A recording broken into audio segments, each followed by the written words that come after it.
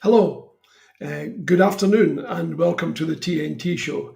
I'm John Drummond, and this is going to be a much truncated opening series of paragraphs or comments or remarks because we have Stephen Flynn, leader of the SNP group at Westminster, coming up shortly, and we need to make the best use of his time as we possibly can. And as a special treat, we're hoping to speak to Mike Small of Bella Caledonian later. So that's two big things to bear in mind. And let me add one very important point, that Indie Live has now over 1.3 million viewings. How about that? Huh? No license, no fee, and all free to you. And remember, we're on YouTube, we're on TikTok, we're on Facebook. Wherever you want to find us, that's where we are. Now, to our special guest today, this afternoon, Stephen Flynn. Hi, Stephen. How are you? I'm good, John. How are you doing? Hopefully we can get those numbers up to 2 million after this, eh? Well, I'm looking forward to it. We interviewed your predecessor, Ian Blackford, I think when we first started the programme about 3 years ago. And that was great fun. I think at that time he was in Portcullis House. Is that where you are now? It is. It's where I'm sat just now, yeah. Yeah, I remember it well. Now, we don't have a lot of time, and I'm greatly appreciative of the time that you do have with us, Stephen. So I want to cut right to the chase, if you don't mind. And I'd like to put to you, if I may, some questions that people have sent to us in advance. Cool. One question that comes up time and time again on this programme increasingly is about sovereignty. People are troubled about where sovereignty lies. And the two favourite feelings about sovereignty, I think it would be fair to say, are sovereignty. The Scots are sovereign. But at the same time, in an interesting way, Westminster is also sovereign. And the question that people are confused over is, how can you have two sovereign entities? Yeah. No, I think that's fair. It's something which gets said to me a fair bit as well when I'm travelling around the country, speaking to lots of different branches and members and yes, activists in general. Look, as a point of fact, it's the UK Parliament which is sovereign on these isles. I don't think anyone can realistically argue with that. Where we differ in our views is that we obviously believe that sovereignty should ultimately lie with the people of Scotland, and that's what we want to seek to achieve, that they have that final decision making over all aspects of their life in a way that they don't at this moment in time. It's for this place to determine so many things that impact upon us, whether that's how we deal with the cost of living crisis or the economy or trade or migration or indeed foreign affairs, all of which are pretty hotly debated topics at the moment. But the one that's most important to probably all of us is supporters of Scottish independence, which is the Constitution. And, the Supreme Court was pretty clear that the responsibility for that rests down here. And, that's a major frustration for all of us, because it's obviously curtailing our ability to ensure that the people of Scotland have that democratic say over their own future. Thanks for that. It doesn't quite resolve the question, though, because the reality is that do you believe, let me ask you the question direct, do you believe that the Scottish people are sovereign? Oh, yeah, I mean, absolutely. I believe the Scottish people should be sovereign and are sovereign, but unfortunately, because of... With accepting rule from Westminster, how do you resolve that? Yeah, because of the nature of the union that we have, ultimately Parliament is sovereign on these isles. So as much as I want something to be the case, and I believe something should be the case in terms of the people of Scotland being able to determine all aspects of their life, it's a point of fact. The UK Parliament is a sovereign entity, and that's to my great frustration. And of course, as I said earlier, it's curtailing our ability to do the things that we want to do across a whole host of policy areas and ultimately ensure that people of Scotland can decide their own future. Some people have said that Scottish sovereignty, Scots sovereignty is a moral position. And Westminster sovereignty is a legal position. Mm. Would you agree with that? You're probably delving me into territory here, which is somewhat legalistic in its outlook. But yeah, I guess as a point of principle, we're probably not that far away from agreement in relation to that. And that's the reality of the situation on these isles, and hopefully we can be in a point soon where we can change that. So it would be a journey then, if that were the case, from the moral case to the legal case, i.e. that the moral case is already established. Scots are sovereign. In order to give that effect, one needs to persuade Westminster to accept that moral case. Would that be one way to put it? No, I would probably simplify that down, that it's not necessarily a case of convincing Westminster. I think it's probably a case of convincing the majority of the Scottish people to vote for it, to vote for Scotland to be an independent democratic nation, and to put that sovereignty back into their hands. And I guess that's why the general election is going to be so important this year. And we need to make sure that we have a very clear understanding of the fact that, whether that's Scottish National Party MPs or otherwise, where they're going to be the ones who are arguing that case for Scotland to have control over its own future. And that's in stark contrast, of course, to the Labour Party, the Tories and the Lib Dems. Yet the government is saying, as recently as today, that in the case of Northern Ireland, while there may be a case to be made, presumably they've dropped the word moral, but a case to be made for reunification, nonetheless, the time is not right. Now is not the time. And now is not the time. There was a former Prime Minister, I think it was Theresa May, who coined that phrase, wasn't it? Look, the situation... It's a good argument, because what it says is, I'm not saying no, because by saying no, it would produce a constitutional crisis. Yeah, I think avoided that by saying not now. Yeah, there was an interesting intervention. I think it was John Major last year. Was it last year? I think it was last year, who wrote that the UK government should effectively be outlining the circumstances under which they would allow and would permit a border poll in Northern Ireland. But that's a matter for the Northern Irish people. It's for people who live there to determine what happens with their constitutional future and the journey that they're on. I'm very much focused on the constitutional journey we're on and the future we want to see, which of course is that independent nation. I'd like your view on this. A lot of people have argued that, in complete agreement with what you've just said, they say, hey, we need to, I think the expression is, hold Westminster's feet to the fire a little bit here and be assertive. And one of the best ways of doing that, perhaps, and I think there's possibly SNP policy, is to put together a constitutional convention, like happened in the case of devolution. An old friend of mine helped to put that together, Canon Kenyon Wright, and it was hugely successful. Not everyone participated. The SNP didn't, and I can't remember if the Tories participated fully, but nonetheless, it had enormous impact because it wasn't just a party or a series of parties speaking. It was the Scottish people speaking. And that's very hard to deny.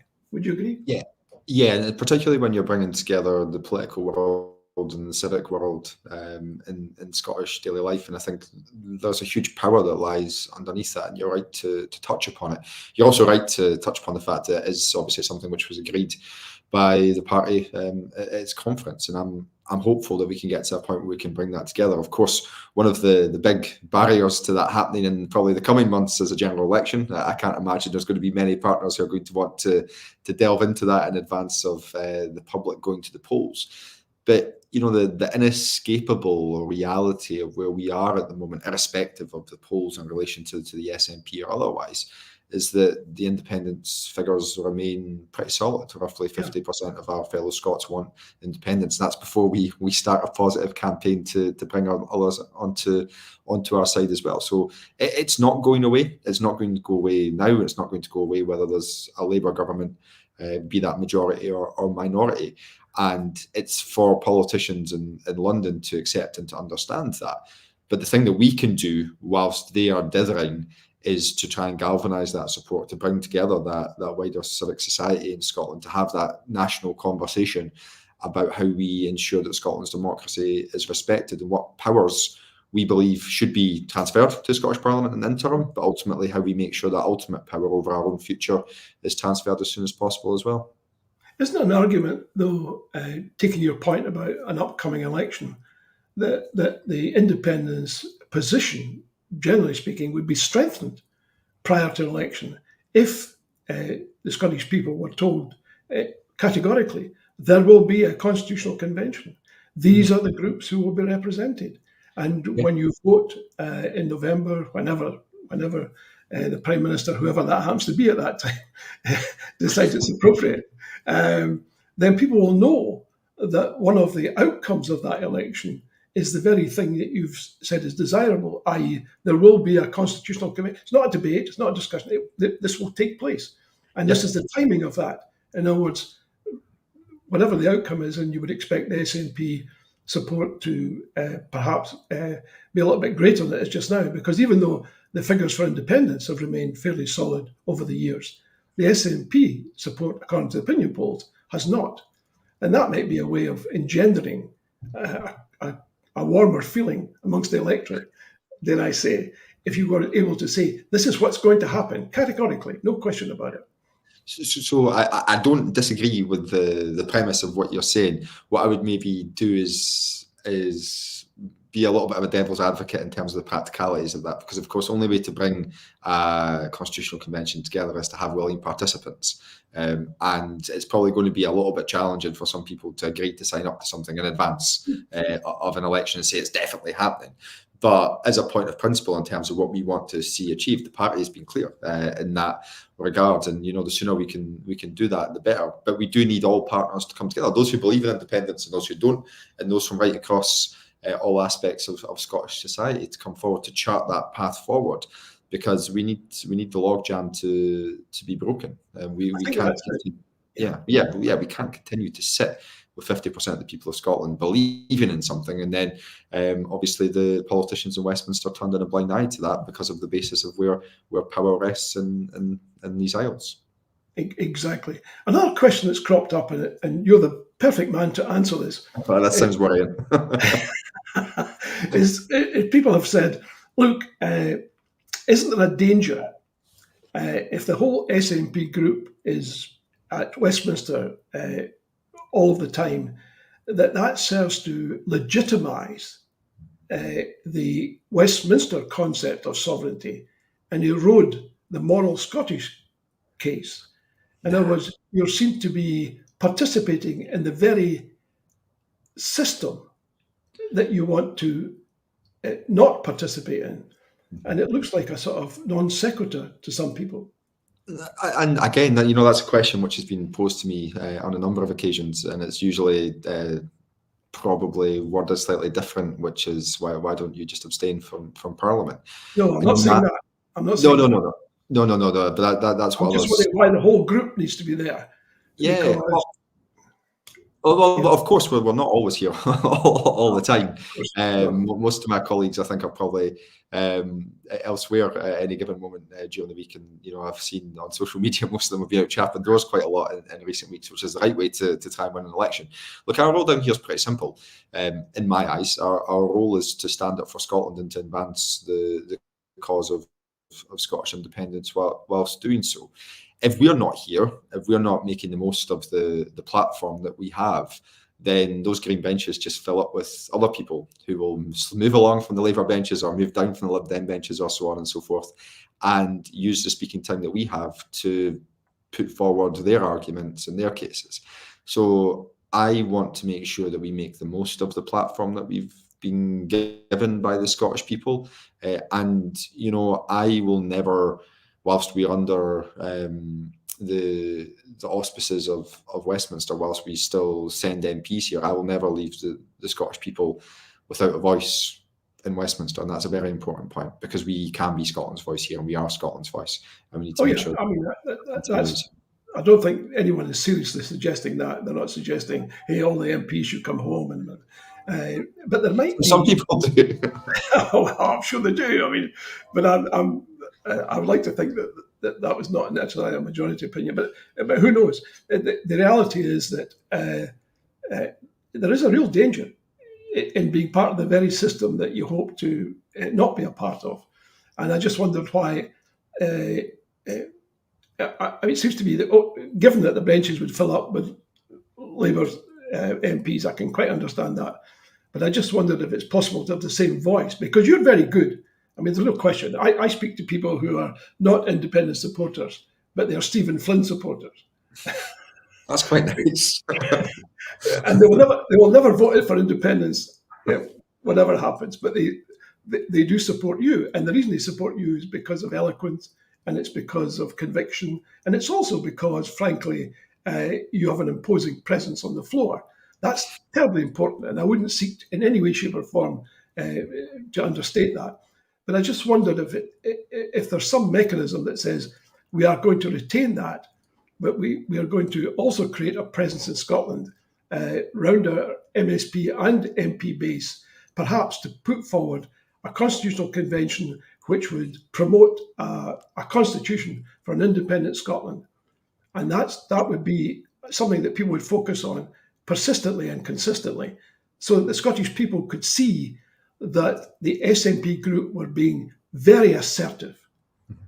Because I think there's a danger right now, if I may say so, that the group is seen to be non-assertive, despite your performance on the floor.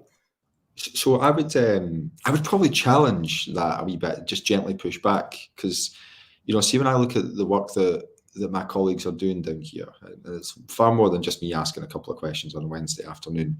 When I look at the finance bill yesterday, which basically is the government's mechanism for putting through its budget, it was Drew Henry who was speaking the loudest and the most assertive in relation to the cost of living crisis and the support that should be there. If we go back just a couple of weeks to the post office scandal in Westminster finally waking up to that, it was Marion Fellows, obviously my colleague from Motherwell, who was at the forefront of the debate in and around that, because Marion's been working on that for years under the radar to make sure that justice was found for those people. When we go a little bit further back, when we go back to when Boris Johnson prorogued Parliament, it was my colleague Joanna Cherry who, of course, showed that to be unlawful and ensured that Parliament was sitting again. And I could go through probably every single one of my colleagues, Alison Thewlis, when it comes to the two-child cap and the rape clause, who of course has brought that to public consciousness in a way that it wasn't previously. And, I could go one by one and say all these things that have made a difference, not just to their constituents, but to people right across Scotland. And that's us using the platform that we have here in Westminster to be that voice for Scotland, now incrementally working on all those things. And, not all of them end up with flashing lights on the 6 o'clock news, but it still is important. And if we weren't the ones doing it, then I dare say nobody would be doing it. And, that circles us back to the situation in Gaza and the fact it was SNP MPs. Of course, the motion was or the amendment was in my name, but it was all of my colleagues united who were able to do that and use our position as third party in Westminster to gain the time in the House of Commons to ensure that MPs had a vote on whether there should be a ceasefire or not. And, when we get the opportunity in a few weeks, hopefully through an opposition day debate, to do the same, it will be the SNP who use their time to really drive home what the values are of people in Scotland. And that's our role. Our role is to stand up for Scotland, be that voice. And in doing so, I genuinely believe that we advance the cause of Scottish independence incrementally. And in the same way that Alec did all those years ago when he came to prominence by interrupting a budget back, I think, before there was even TV cameras. He used this place to advance his cause and the cause of Scottish independence. And, we're doing the same now through every single action that we take when we're here. And, when my colleagues aren't here, myself included, we're making sure that we are speaking with businesses and with people on the streets right across Scotland. And we do that. Our staff teams are always working every single day to support people right across constituencies as well. I know my own office deals with thousands upon thousands of emails every year, as everyone does. And, we can make that difference, and we can ultimately, when we're doing that, advance the cause that we also dearly believe in. And at some point, hopefully, we will get to the point where we no longer need to send MPs down here. And I tell you what, I'll be the happiest man going when that's the case, because Scottish MPs should not be something which Westminster entertains for the future. Our Parliament's in Holyrood, and that's where our future lies. It's very laudable, and I agree with everything you said. I was simply making the point that despite all of that hard work, there's a general view that the SNP generally needs to be much more assertive in setting the agenda. The impression that lots of people get, rightly or wrongly, is that the SNP reacts, i.e. the government plans to do something and the SNP responds and replies. There's not too much of the other part going on where the SNP is saying, look, this is what we're doing. This is why I mentioned the Constitutional Convention so often. Yeah. This is what we're doing. This is going to be a fact. This is going to happen. And what you're doing is you're pushing the envelope as opposed to reacting to what someone else has said. Mm-hmm. Okay. Now, we're always... I'm always happy to speak with folk about what we could be doing differently or better. And, on the Constitutional Convention side of things, I think we're broadly speaking in the same place. And hopefully at some point in the not too distant future, we can get to a point where we can bring together that wider civic society in Scotland to debate where we go. And I think that would be of benefit to all of us, not just those who believe in independence, but for those who don't as well. Because ultimately, Scotland belongs to all of us. It's all of our country. Exactly. And we need to make sure that everyone is involved now and in the future to make Scotland the place it can ultimately be. Absolutely. And by the way, who is responsible for setting up the convention? Who is doing that inside? You're testing me there. Let me come back to you on that one, John. Let me come back to you on that one. Well, I mention it because people find it hugely interesting. That's why I mention it. It's not a sort of passing circumstance. The people do say to me all the time, so when is it going to happen? Who's doing it? What's happening? And for me, I've said it before, but it seems to be a vote winner. And anything that gets extra votes going up to the next is good. Has to be a good thing. That's all I'm suggesting to you. But yes, if you could come back to us. And also, I know we're encroaching vastly into your time here, but it would be lovely to have longer to talk about some of these issues and perhaps a few others that I'm sure you would like to talk about. I mean, I've done most of the questioning, but it would be great if we got more time sometime, perhaps later in the future, maybe later in the month or next month when things are a bit easier for you. Yeah, the one challenge I face in life, which is graver than having to fit my time in with my kids, is trying to fit in time for everything else. So yeah, I'm sure we can get something sorted in the not too distant future. And if you can come back to us with the details on the Constitutional Convention, that would be fantastic. Because we'll be happy to publicise it here. We can see if anything's been followed up on the back of the motion that was agreed at conference. But as I would say, I imagine much of that's probably been superseded by the fact that we'll be in a general election campaign. Or we are in a general election campaign right now, aren't we? So we'll take it. I hope not, because we both agree it's terribly important to reach out to that bunch of folks who are not political. And if you ask them any political questions, they look at you with that strange expression that says, I have no idea what you're talking about. Indeed. I'm conscious of the fact that your team has said to us, look, Stephen only has this limited amount of time. I think I'm a wee bit over, but it's been a real pleasure to be on. Keep up the good work and all the best for the future. Thanks, Stephen. Look forward to the next time. Take care. Cheers. Thank you. Bye-bye now. Bye-bye. Well, that's great. And now we'll be joined by Mike Small of Bella Caledonium. A big thank you to Stephen Flynn for finding the time to talk to us on a very busy schedule. As he says, he has to fit in all these family requirements. He has to fit in party requirements, all the speaking engagements, all the emails, all the rest of it. That perhaps explains why I'm not a politician. Mm-hmm. What about you, Mike? Would you like the political life like that? Welcome. I don't think so. No, not for me. We were talking earlier, and thank you for joining us. I really appreciate it. Earlier about some of the issues that are current in Scotland. And I was talking to Stephen there about the Constitutional Convention because it seems he's agreeing it's very important. You would like to think there's going to be some movement along these lines, perhaps to see it being realised.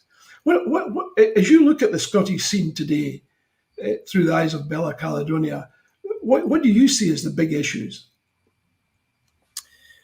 I think the cost of living crisis is in everybody's experience, and I saw Hamza Yusuf being interviewed yesterday by Alistair Campbell, and he brought this up as the kind of dominant issue of the day.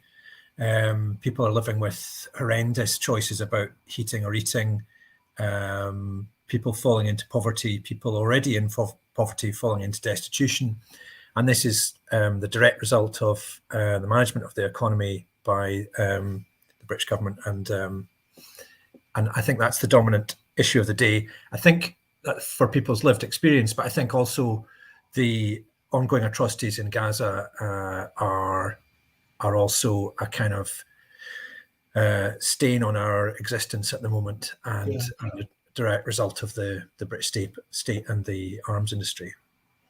It's interesting. I was reading a book on Alexander Hamilton earlier, and he drew a sharp distinction. I think now we call it realpolitik, that states behave not on their sympathies but on their interests. And I mean, it's a trial, frankly, for people outside the political setup to understand that states have a particular mindset, which is very hard for them to shift. And it makes people looking from the outside perplexed. They see moral situations and they do not understand why states don't behave morally. I think that's the issue.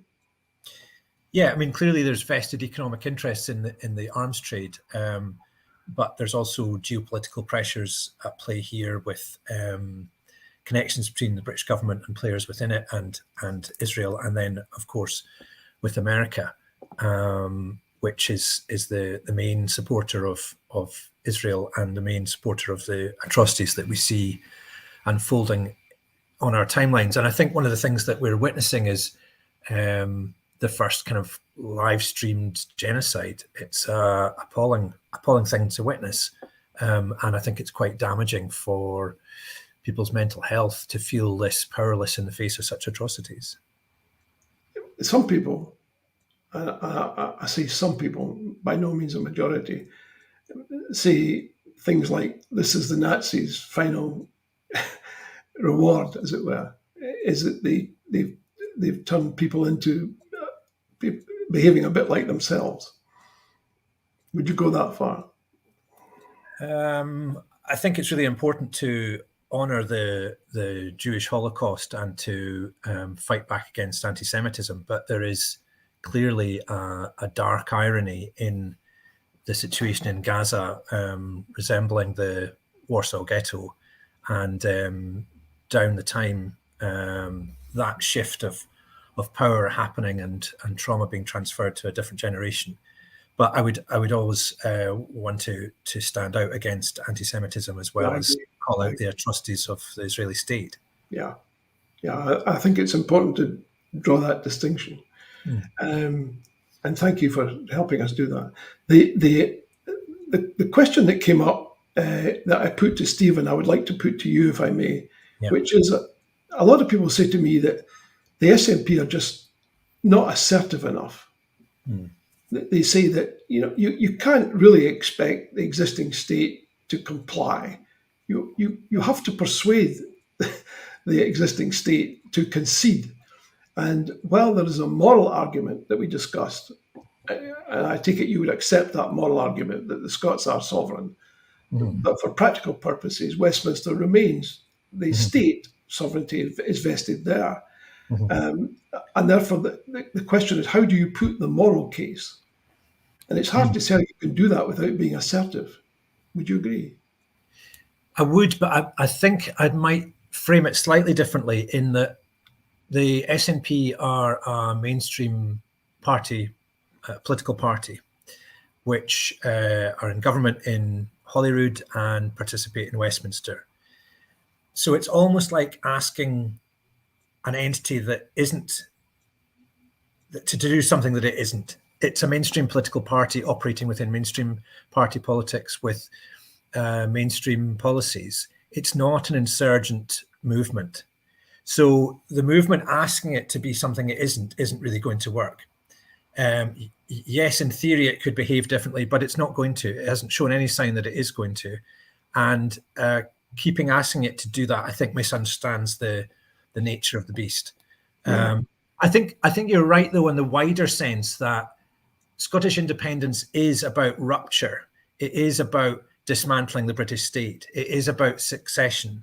And the narrative that we're told all the time is from the mainstream of the party is nothing will really change. You don't need to be frightened about anything. Everything's kind of going to be the same. It won't really be much bother. Don't frighten the horses, and so on. Nothing's going to change about the economy. You're not going to have to face any difficulties. It's all going to be very smooth and it'll all be fine. Now, that's clearly nonsense. It's utter nonsense. We are talking about dismantling the British state. We're talking about a huge change, rupture. And as we face the challenges that we face about our society and about our environment and about climate, we as a society have to make massive changes. And Scottish independence is located within that wider reality of society. So I don't know if that answers your question, but on the one hand, we have politicians telling us it's all going to be fine, it's all going to be very smooth, don't worry about anything. And the rest of us are looking at the world going, how can that possibly be true? I think that's you've gone straight to the nub of it. It seems to me that there's a huge confusion out there. I just don't think it works to say to people, bide your time, take a deep breath. In due course, things will get better, because we have a magic bullet here called independence, and your standard of living is going to improve dramatically once we fire that magic bullet. But it ain't going to happen right now, because we don't have our finger on the trigger. Some other guy does. And you think, well, what's the point of the bullet then if you can't fire it? And that's where people are, I'm sorry of all these mixed metaphors, I do apologize. But nonetheless, I think I'm slightly trying to articulate the confusion in people's minds. They have a problem right now. I can't feed the kids. I can't pay my rent. The landlord has just put up my expenses yet again. Council, all the rest of it, it just goes on and on. They go to the supermarket and they say, I have a real problem. And I'm looking to you guys who claim that you want to represent me to fix it. Now fix it. And I think, Stephen Flynn's a politician that I have some admiration for, but I think it was quite telling in your interview with him. You were saying, what about Constitutional Convention? There was a motion passed at your party conference. When's that happening? And he was kind of like, to all intents and purposes, he told you it's not going to happen. Exactly. It's not going to happen because there's a general election coming up. And all the political parties want to knock shade out of each other in the battle to win seats. So their only raison d'etre this year is to get elected, to get into Westminster, to get re-elected. And it's a kind of game without real victory. We got into this narrative, which is get the Tories out. Who's going to get the Tories out? Vote Labour, vote SNP, get the Tories out. And of course you want the Tories out, but it's a very narrowing agenda where everything gets reduced to get the Tories out. Yeah. Because we've been here before. We've been here before many times. You get Labour in, and then they disappoint. This time they've disappointed in advance. All of our disillusionment has happened 6 months before they get elected, rather than 6 months after they get elected. Yeah. But it is a very reductive political game that the only purpose is to get the Tories out. For what? To what intents and purpose? Yeah. What is the actual goal and vision and aspiration of these parties? Precisely. It seems very unclear to me. And it seemed to me that a constitutional convention was a way of putting cloth on that aspiration, because you have to make it real. The longer you talk about aspirations, the more people switch off, because what they're saying is you should be doing something concrete. And I invited Stephen to talk about a concrete thing and to see it as a benefit, not a handicap. Yeah. But in fact, and this seems to be true about the whole of the SNP, and I apologise if I misconstrued this, but my sense of it is they would rather not deal with the Constitution, even though they want to change it. It's a nuisance. It's something to be dealt with at some other time, in some other place.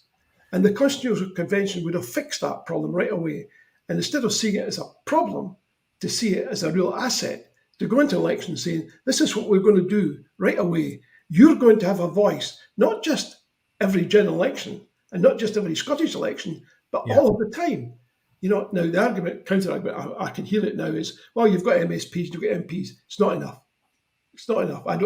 It was enough. I think that time is gone. I think people are looking for something very different. Yeah, it's not going to happen. It's not going to happen because the people that will deliver it are professional politicians in mainstream political parties, and it's not in their interests to deliver it, because delivering it would cede power or share power down to ordinary people, and that's not in their interests. It may happen if people want to set up a entirely civic-based convention or assembly. Or assemblies, and that might be a road for the movement to go down, but it's not going to be delivered by political parties, in my opinion. In that case, the political parties then effectively they're reducing themselves by avoidance, because all that happens is that people say, well, this guy next door who set up the assembly actually is his finger on the pulse in a far better way than you guys are managing. And so, therefore, if he ever stood for election, I'd vote for him. It seems to be it's reductive. It takes the parties into a place where they shouldn't really want to go, to be seen as less and less relevant. I think particularly at these troubled times, you need to be seen to be more relevant. Yeah, you need to be very assertive. You can't afford to go into an election where people are starving and can't afford a roof over their head, saying, well, we'll tweak this and we'll tweak that, and I shall make a speech. You think, I'm sorry. Yeah, I mean, there is the point. There is the point where you get social breakdown and ecological breakdown, and nothing changes, and nobody offers alternatives. And I think we're nearing that point where people's faith in political systems is eroded and undermined by inaction and complicity. And I think we're very near that point. And I think it's interesting, and I think that's true in lots of Western society, but it's got a particular aspect in Britain where there's also the constitutional question laid over that reality, where people feel very frustrated and very disappointed and don't see directly where there are alternatives. Yeah, and that leads to an increase in populism, where people suddenly appear on your television screen saying, like they did over Brexit, I've got the magic bullet here. I've got a button here, right? If I can mix my metaphors again. And if I press that, you're going to have a job. In fact, you're going to get paid more. And I'll tell you something, where I'm going to find the money is because of all these immigrants. Yeah. And I'm going to bear down on them. And from them, I'm going to get all this money and I'm going to give it to you. Bingo.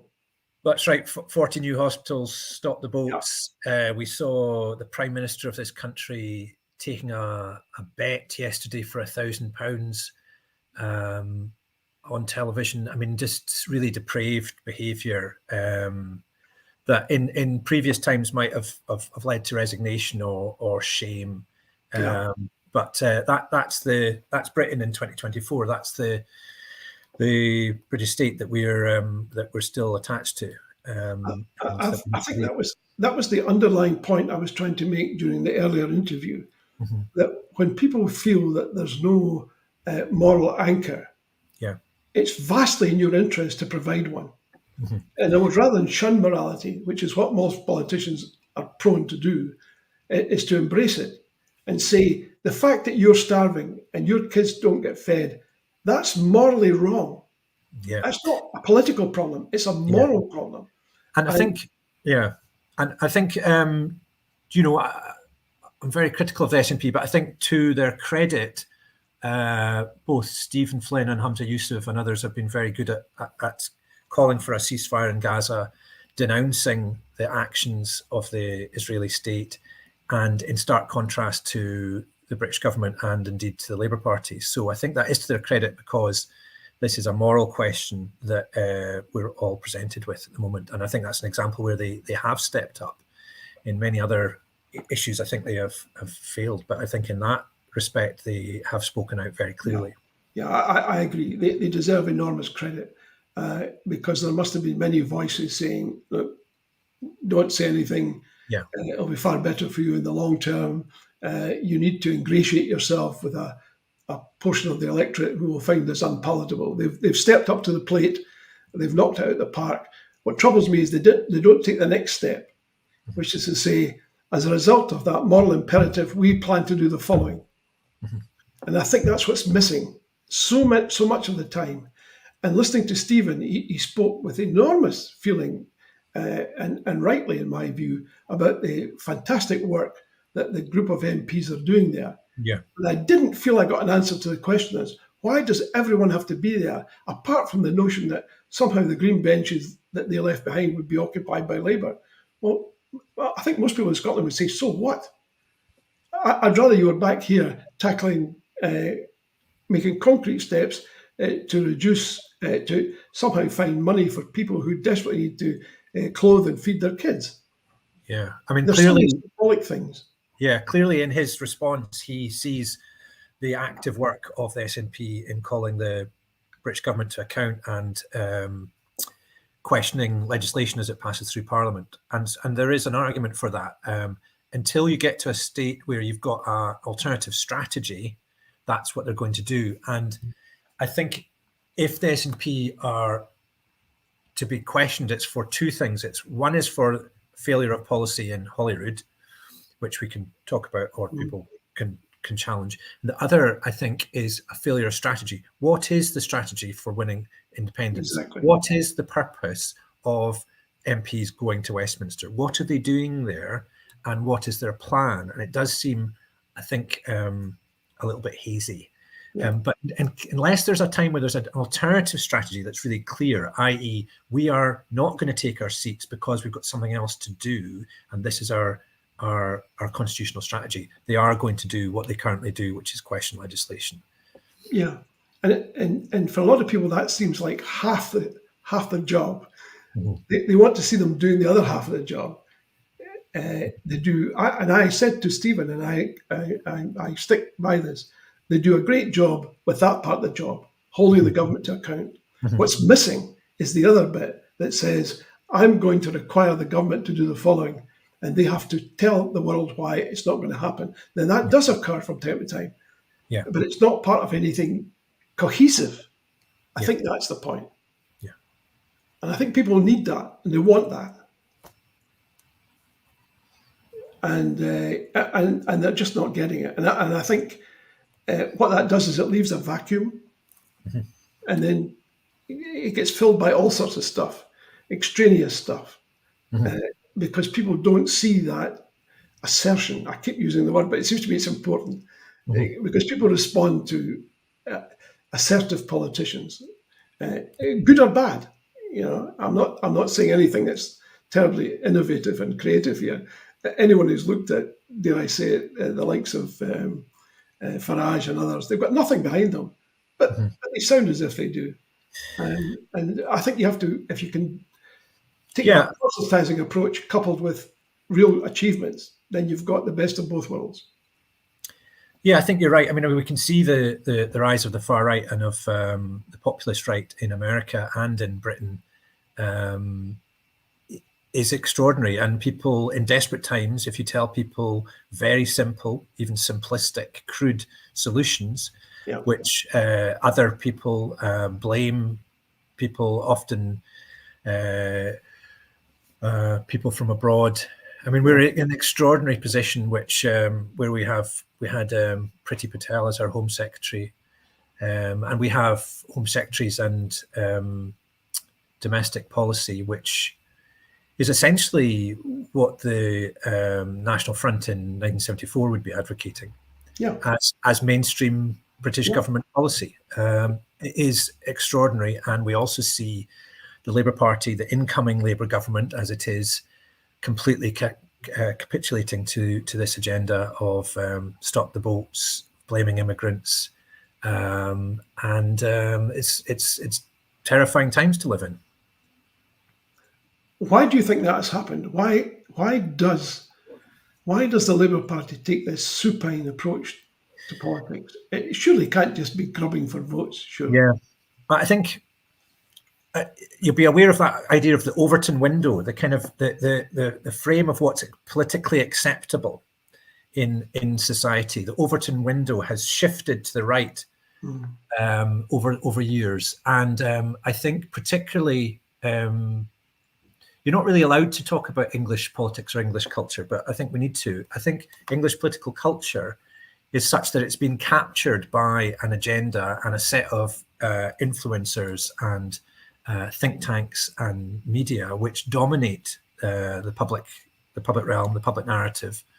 And the Labour Party have to operate within that Overton window that is quite far to the right.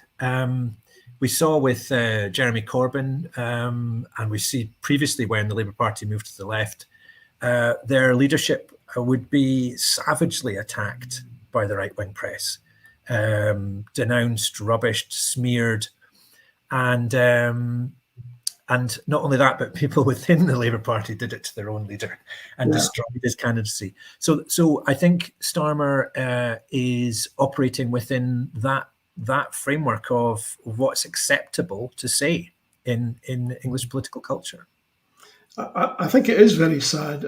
I mean, we spoke to Elliot Bulmer last week, and his big concern, and it's been voiced by others, the various professors and philosophers we've interviewed from the South, who've said that the English people can't speak. There is no voice.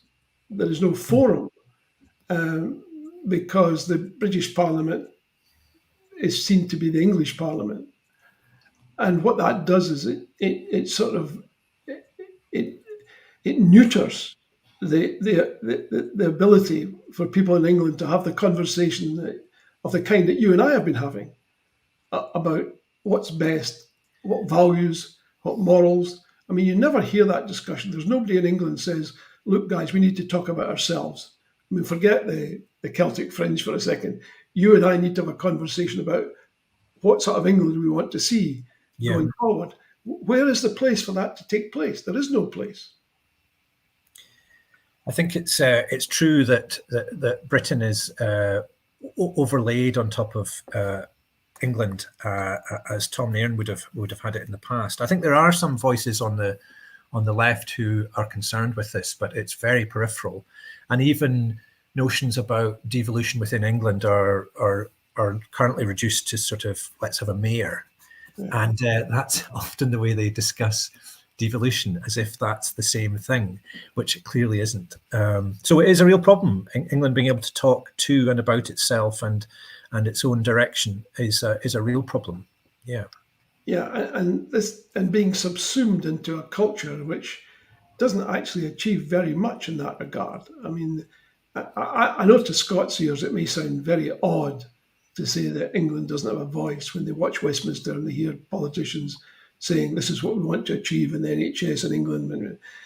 But nonetheless, that's not the same thing. It's not the same thing as somebody asking you, how do you see your future? Yeah. Because that's a powerful question, because it liberates you as the responder to express what you feel is important to you. And Scotland's had that conversation now for decades. For 100 years or more, yeah. And I think not being able to identify yourself is a problem. I think if you look recently at the Brexit debacle, there was a lot of talk of Britannia Unchained, and that was a book written by the right of the Tory party. And this is kind of British nationalism. This is triumphalism. It's also deeply deluded. And while that narrative dominates, it's very difficult for ordinary English people to begin to have a honest conversation about the problems we have in our society and how you might improve them, because you're kind of getting high on this notion of Britain Unchained and a global Britain and all this while people are facing poverty and destitution like we haven't seen for decades. So it's a real crisis. Yeah, I saw a stat once that said that most people in the UK could identify a Spitfire from its silhouette, but no one in Germany could identify a Messerschmitt. And that spoke to a cultural choice about applauding things that have gone, not looking to the future. That's right. I mean, it's a culture absolutely saturated in nostalgia, and it has been called, I've heard it called Spitfire nationalism, where England in particular is obsessed with the 1940s, the war, the Blitz spirit. It comes up as a meme and a metaphor again and again and again. And you can imagine why. It was a proud moment in our history, and defeating Nazism was probably a high point, but it is always backwards looking. And the whole Brexit debacle is about an obsession with the past and a concept of Britain that is gone. And it avoids us facing the absolutely desperate problems we face in terms of what we're going to do about the ecology, what we're going to do about social breakdown and economic collapse.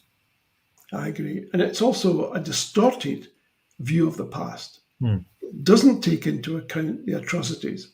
It doesn't take into account slavery. It doesn't take into account how various countries and nations and people across the world were debauched in order to provide a more comfortable level, not for the great mass of people in the UK, but for a privileged few. In fact, the reverse is presented to people. I mean, when I was at school, I was told all about Clive, but not in the sense that would give me an appreciation for what Clive was, a monster, but rather as some redeemer who rescued the Indians from squalor. And I'm thinking, well, hold on a second. Didn't I read somewhere else that the Indians had a civilization that predated ours by at least 3,000 years? Where did the squalor come from? Oh, it's because they're inferior. Really? Yeah. Really? Yeah. Come on. You know, that I mean, I imagine textbooks are still full of that nonsense. I hope not. So it's like looking through a glass darkly, it seems to me. It's not even looking past is one thing, and you would want to value your background and culture, but at the same time, if that is a distorted image, it doesn't do you any good, it seems to me. It gets in the way of moving forward. Yeah, I think that's right. But I also think, I think it's interesting what we're witnessing at the moment, that the British state's attempt to suppress or repress change. So, as you mentioned earlier, yesterday saying to Northern Ireland, now is not the time for a border poll, and the suppression of the right of Scottish people to have a referendum, it doesn't actually work.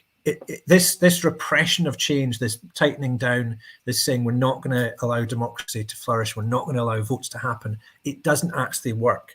And you can see that by the election of Michelle O'Neill as the First Minister in Stormont. Change is happening. Northern Ireland and Ireland have gone through dramatic cultural and social change in the last 20 years that have completely changed the landscape there, and allowed for people in the north who would previously not consider it to consider voting for unification. And if that happens, which is looking more likely now, if that happens, it will dramatically change some of the dynamics within the British state and the British Isles. And I think we need to remember that we are not Scotland alone fighting a binary battle for our independence. There are a number of players at play here, and they do interact with each other. I think so. So I suppose my thesis is that the British state's attempt to make sure nothing changes and nobody's allowed to vote doesn't actually work, because change is happening underneath. Yeah, it doesn't work in the short term, because it gives you, a breathing space, but you have to use the breathing space, and that's the problem. Nobody's using the breathing space. I think that's the talking about Northern Ireland. Isn't Sinn Féin in a particularly advantageous position, leaving aside all the connections to Europe and the different arrangements that we worked out there for the benefit of the province, in that they do not send MPs to Westminster. So they are not compromised. They are not, in the eyes of some people, compromised, because they don't have to worry about, nobody has to make speeches on the floor. Nobody has to participate in Westminster because they're saying it's not relevant. We don't intend to be a part of this. Yeah, I mean, historically, Sinn Féin have never sent MPs, and I suppose it is a strategy. It's historically what they've done. I suppose the difference with the SNP is that Sinn Féin did evolve out of a Republican insurgency movement, which is quite different from the SNP's history. So again, I think they would argue that sending MPs give Westminster legitimacy, which they do not want to do. But these two political parties come from very different political backgrounds and socioeconomic cultures. And Ireland has a much more radical tradition, even though it is a conservative country in some ways. We don't have that tradition in Scotland. That is not where the SNP comes from. And so I would just repeat, asking them to be something they are not probably isn't going to work. I agree with that. I think sometimes you can learn from what other people are doing without necessarily embracing it. I think there are opportunities to modify an approach, and perhaps, as you say, Mike, because it seems to me this is hugely important, to actually not just produce a strategy for the SNP at Westminster, but to make it very clear to everybody what that role is and what its endpoint will be, and as well as how it's going to change over time. And I think all of these things are terribly important. I think there was a time when we could put the Constitution to one side and say, well, that's very nice to have and we'll deal with it at some stage. I think now we're getting to beyond constitutional niceties, and people need it spelled out. And I think that's maybe the change and I think the Northern Ireland developments will accelerate that sense of, please let us know what are the next steps. Yeah, agreed. That'll be very interesting. We're almost out of time, Mike. Are there any points you would like to make before we close? Maybe a pitch for Bella Caledonia. Yeah, well, I mean, I think it's interesting. A lot of us in the independence movement spend a lot of time criticising the media, quite rightly, because we aren't represented. It is bias. And I would just urge people to support independent thinking, pro-independence media. So turn that negative into a positive. Yes. And support Independence Live, TNT, ourselves at Bella. And that is the way to amplify our voice, to network, and to build our movement.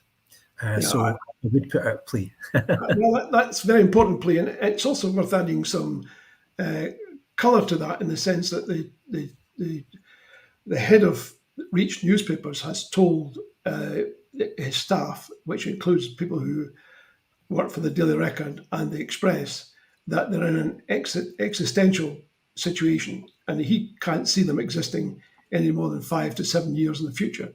Mm-hmm. So since these newspapers are going to disappear anyway, that's an additional reason for making sure that Bella Caledonia and the other outlets that Mike has mentioned are part of your media mix. And support Bella Caledonia, because as you can see by the evidence of this show, there's a lot of hard work and strong intellectual capacity there, which needs to be endorsed and supported. And the independence movement will be well advised to provide that support and not give it to people who denigrate and deny. Far better to be positive, in my humble opinion, than to crib and complain about other entities. We have our own here. Make use of it. Very important.